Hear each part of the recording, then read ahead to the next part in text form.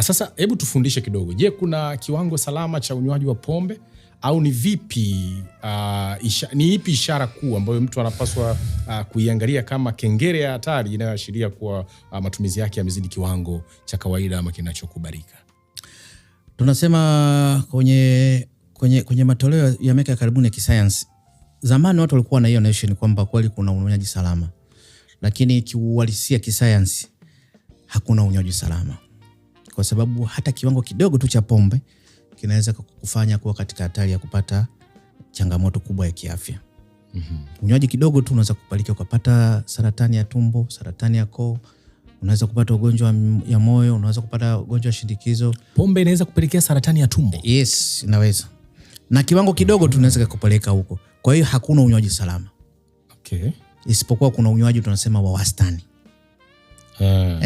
Kwa hiyo ukisoma sana theories zinazungumza kwamba kuna unywaji wa wastani. Sasa unywaji wa wastani, zamani shirika la afya duniani lilikuwa limeshauri tu kwamba unywaji wa wastani ni upi.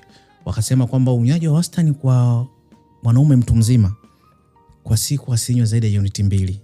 Unit 2? Yes. Sasa of which ni bia ngapi hizo kwa mfano? Ni bia 2. Okay. Kwa siku zisizidi bia 2 au usizidishe glasi za mvinyo 2 kwa mwanaume mtu mzima. Kwa maana kwa wiki zisizidi chupa 14. Kama utakunywa kwa wiki, kama utakunywa kila siku 7 mara 2 zisizidi, huo ni unywaji wa wastani. Kwa maana mwili wako utakuwa na uwezo wa kuchakata na kutoa sumu zote na wewe kufanya usiwe na athari yoyote ya unywaji huo. Na kwa mwanamke mtu mzima wakasema kwamba kwa siku isizidi unit 1. Sasa siku hizi wanawake wanakunywa hadi hizo pombe kali. Tena mabinti. You can imagine.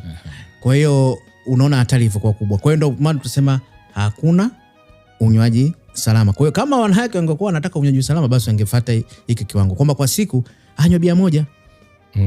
Yaani kwa wiki asizidishe, yani kikao cha masaa 6 alafu anywe bia 1. Na mbaya zaidi wasichokijua sasa. Unajua pombe tunaita ni soluble in water. Sasa pombe inayayuka kwenye maji. Sasa ukiangalia mwanaume na mwanamke, mwanaume mwili wake umekuwa covered sana na maji kuliko mafuta. Mwanamke ana mafuta mengi kuliko maji. Okay.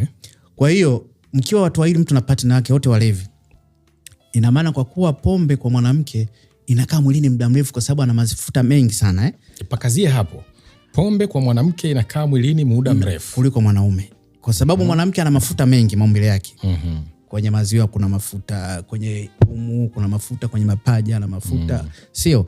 Kwa hiyo huko kote pombe inakaa muda mrefu haitoki mwilini. Na inapokaa muda mrefu inamwathiri viungo vingine vya mwili taratibu. Kwa hiyo kama tutakuwa tumekaa mimi labda na mke wangu tunakunywa pombe kwa miaka 10, maana yake mke wangu baada ya miaka 10 yeye atakuwa na athari kubwa sana za afya kuliko mimi, kwa sababu mimi kila ninavyokunywa pombe inatoka tu kwenye njia ya maji yeye kwa hiyo asichokijua ni kwamba wanaweka pombe kwao ni kitu kimoja cha hatari sana, kwa sababu ndio inayoongoza kwanza ndio inaongoza kwa kufanya kupata vifo, lakini ndio inaongoza wao kupata maradhi makubwa ya muda mrefu. Kuna vifo vinathibitika vinatokana na pombe. Ya pombe. Kwa maana kwamba kuna vile vya kunywa mpaka kupitiliza unapata tunasema overdose.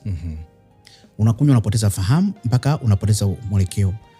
Unakufa kwa sababu sukari inashuka mpaka inakuwa 0. Okay. Kuna hizo zinatoka incidents.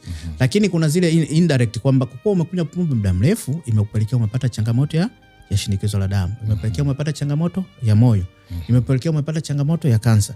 Kwa hiyo utaanza kuwasumbua watu kwa muda mrefu, utaugua kwa muda mrefu kwa maradhi ambayo yamesababishwa na nini? Na unyonyaji wa pombe. Kwa hiyo mwisho siku lazima utakufa, lakini kwa mateso makali. Wamekuelewa.